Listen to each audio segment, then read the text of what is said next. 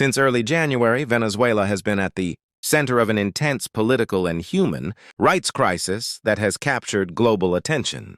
Families across the country have been spending cold nights outside prisons, desperately waiting for news of their loved ones. One such place is El Rodeo jail in Zamora, where relatives have gathered since January 8th, hoping to see detainees walk free. This situation follows a dramatic international development earlier this month, when the United States carried out a raid that resulted in the arrest of Venezuelan President Nicolás Maduro. He was taken to New York to face serious drug trafficking charges, an event that sent shockwaves through Venezuela and beyond.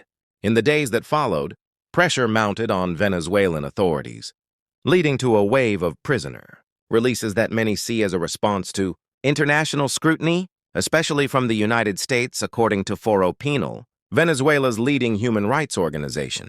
At least 80 political prisoners were released over the weekend, with more expected as identities continue to be verified. Alfredo Romero, the head of Foro Penal, said his team is carefully confirming each case, as confusion and misinformation remain widespread, while Venezuela's interim, President Delcy Rodriguez, claimed that more than 600 prisoners had been freed. Foro Penal strongly disputes this number, calling it inflated. The group says that before this latest round of releases, it had confirmed only 156 political prisoners freed since January 8th.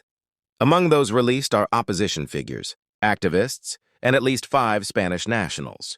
Romero also shared images of former detainees on social media, including a colleague who had been imprisoned since August 2024, highlighting the human faces behind the statistics. The roots of this crisis go back to Venezuela's disputed 2024 presidential election, where Nicolas Maduro claimed victory despite widespread allegations of fraud and rejection of the results by opposition groups in many countries.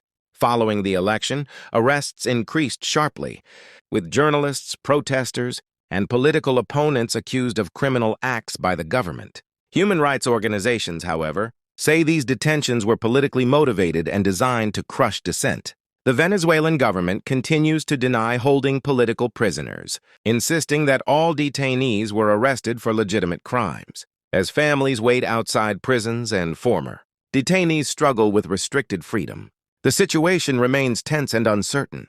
What is clear is that the story of Venezuela's political prisoners is far from over, and the world is watching closely to see whether real justice, not just temporary relief, and will follow. However, human rights groups warn that freedom for many of these prisoners is incomplete. Foro Penal reports that numerous detainees were released without having the charges against them officially dropped. This has placed them in